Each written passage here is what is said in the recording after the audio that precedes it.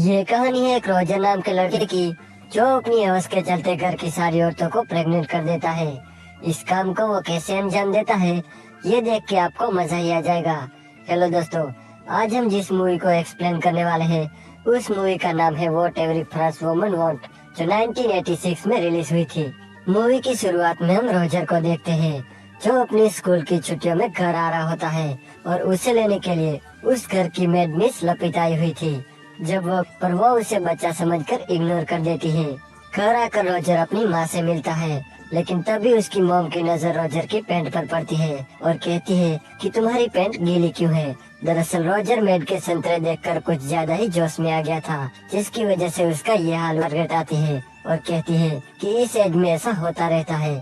आगे रोजर अपनी बहन से मिलता है, जिसका नाम बर्था होता है। रोजर और बर्था के आपस में बहुत बनती थी, इसलिए एक दिन बर्था रोजर को जंगल में घुमाने ले जाती है। तभी उन्हें घर की मेड लपिता मिलती है और उनसे बातें करती है। रोजर जब झाड़ियों में देखता है तो वहाँ घर की मेड अर्सल किसी के साथ अपनी हवस पूरी कर रही होती है।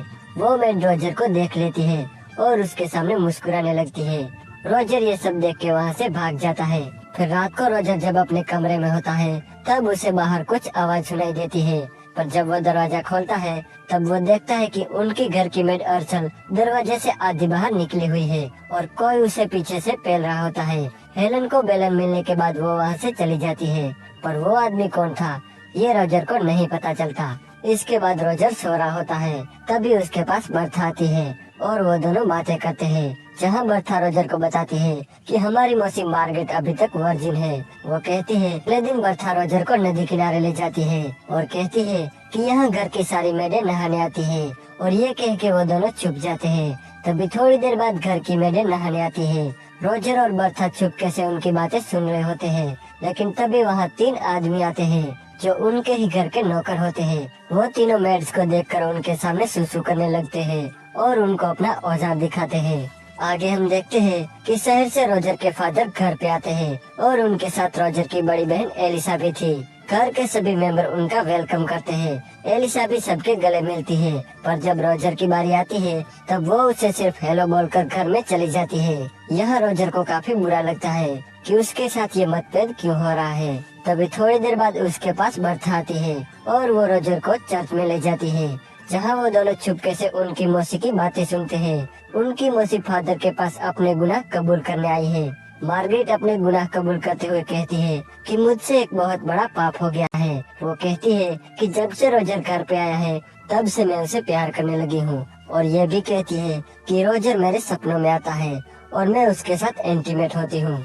मार्गरेट की ये सारी बातें रोजर सुन रहा होता है और ये सुनकर रोजर बहुत ही खुश हो जाता है, लेकिन तभी वो चर्च की छत से नीचे गिर जाता है, जिससे फादर और मार्गरेट को पता चल जाता है कि रोजर उनकी बातें सुन रहा था। इसलिए वो रोजर को लेकर उसकी मॉम के पास जाते हैं कि इसे मार मार कर इसका पिछवाड़ा लाल कर दिया जाए। रोजर की मॉम को ये बात पसंद आ जाती है और वो ये काम मार्गरेट को सौंपती है। मार्गरेट रोजर को मार मार के उसका पिछवाड़ा लाल कर देती है।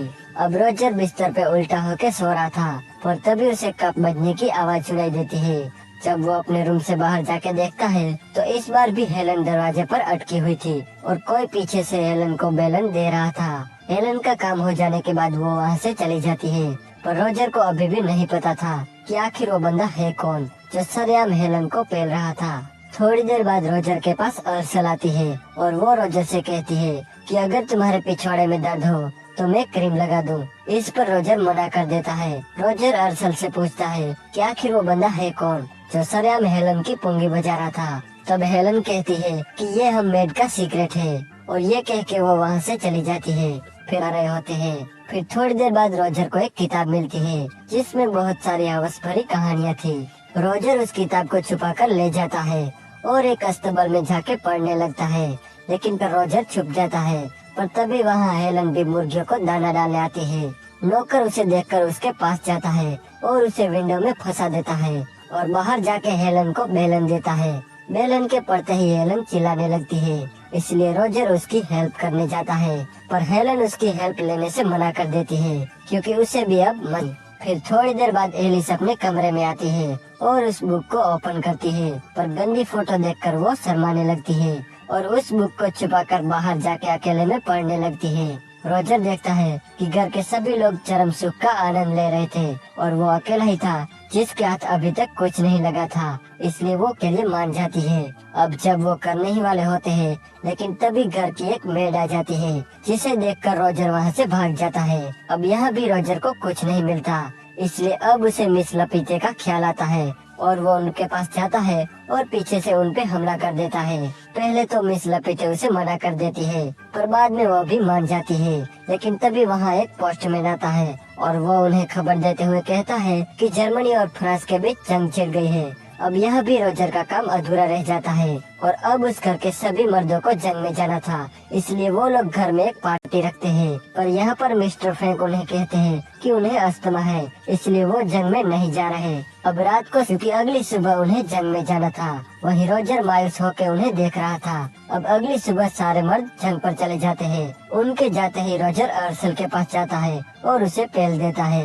अक्सर को बताती है कि मेरे हस्बैंड मेरे साथ अलग अलग पोजीशन में करते हैं और मुझे अच्छा भी लगता है, लेकिन कभी कभी मेरे दिल में ख्याल आता है कि मैं कोई पाप कर रही हूँ। ये सुनकर चर्च का पादरी उन्हें कहता है कि तुम अपने पति के साथ कुछ भी कर सकते हो और इसमें कोई पाप भी नहीं है। अगले सीन में हम घर की एक मेड केट को देखते हैं जो नदी किनारे बैठी होती है। तभी वहाँ रोजर आता है और उसे भी वहीं पर पेल देता है। रात को रोजर अपनी मौसी का इंतजार करने लगता है। थोड़ी देर बाद मार्गरेट आती है और रोजर उसे बातें करने लगता है। वो कहता है कि आप अभी तक वर्जिन हो, इसलिए मैं आपकी मदद करने आया हूँ। ये सुन के पहले तो वो नर्वस हो जाती है, पर बाद में वो भी मान जाती है और रोजर उसे भी पेल देता है। फिर थोड़ी देर बाद हेलन चाय देने आती है। जब वो जाने लगती है तब रोजर उसे पीछे से पकड़ लेता है और हेलन को अपना बेलन देता है। फिर अगले दिन रोजर अस्तबल में जाता है जहाँ उसकी बहन एलिसा कोड़ों को साफ कर रही थी। अब यहाँ रोजर उसे सेड्यूस करने लगता है और वो मान भी जाती है और रोजर उसे भी पेल देता है। अब रोजर के कमरे में लड़कियों की लाइन लग गई थी, एक जाती थी तो दूसरी आती थी। कभी कभी तो रोजर एक साथ 3 लड़कियों को अंदर बुलाता था। एक दिन एलिसा रोजर को बताती है कि वो प्रेग्नेंट है।